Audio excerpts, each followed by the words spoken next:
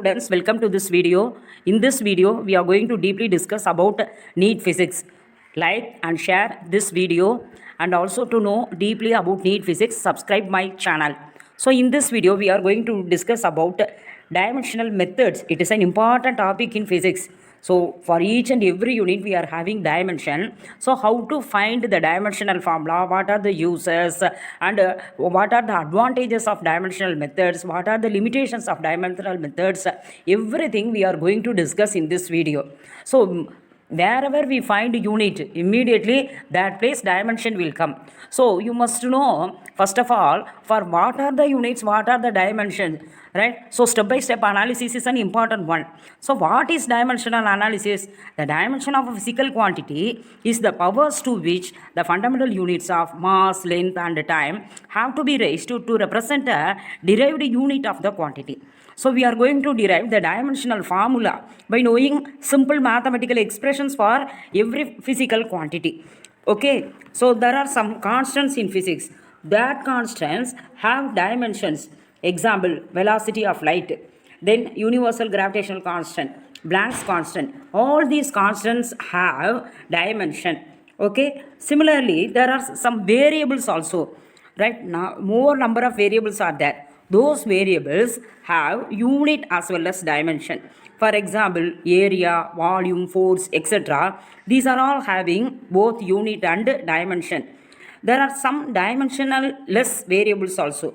That means there are variables which are not having dimension. Example, angle, strain, etc. So these angle, strain quantities have simply values only, right? No unit, therefore no dimension. So now we discussed what are dimensional constant, what are dimensional variable, what are dimensionless variable.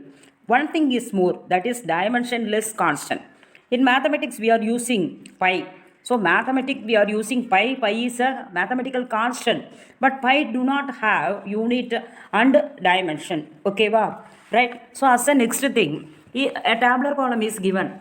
In the tabular column, we are going to discuss some of the physical quantities and how to find the dimension, right? Okay, so first of all, let us consider density. So the formula for density is mass by volume. So what is the unit of mass?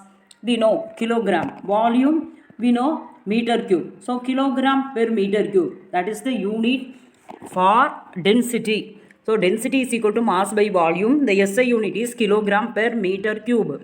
The dimensional formula is, so how to write the dimensional formula? For mass you write m. For volume L cube. Therefore m divided by L cube. This is the dimensional formula for density. Okay. Then next thing we are going to discuss the dimensional formula for acceleration. Generally we call acceleration as the rate of change of velocity. That means velocity divided by time. Okay. So the SI unit for acceleration is meter per second squared. The dimensional formula is, first of all, we should write the dimension for velocity. Then write the dimension for time. So for velocity, the dimensional formula is LT minus 1. For time, T. So therefore, if time goes to the capital T goes to the numerator, totally the dimensional formula for acceleration is LT power minus 2. There is no m, therefore we can add m power 0. So the dimensional formula for acceleration is m power 0, L power 1, T power minus 2. Okay. Then we take another physical quantity for discussion, that is surface tension. The definition for surface tension is force by length.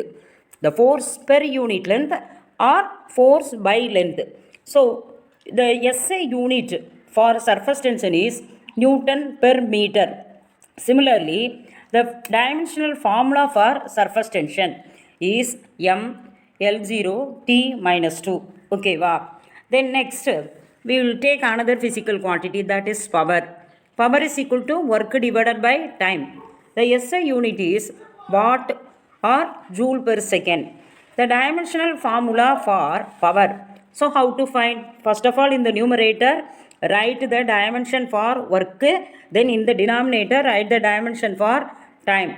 So we substitute the dimension for work and time. So the final answer will be m L squared T power minus 3. This is the dimensional formula for power. So in this method, we can find the dimension for all the physical quantities. Okay, wow? So two questions must be compulsorily asked from this tabular column. You should go through the tabular column. Okay, there are some applications of dimensional analysis. So the first application is to convert one system of unit to another. Second one, to check the correctness of the equation. Third one, to derive the relationship between different physical quantities.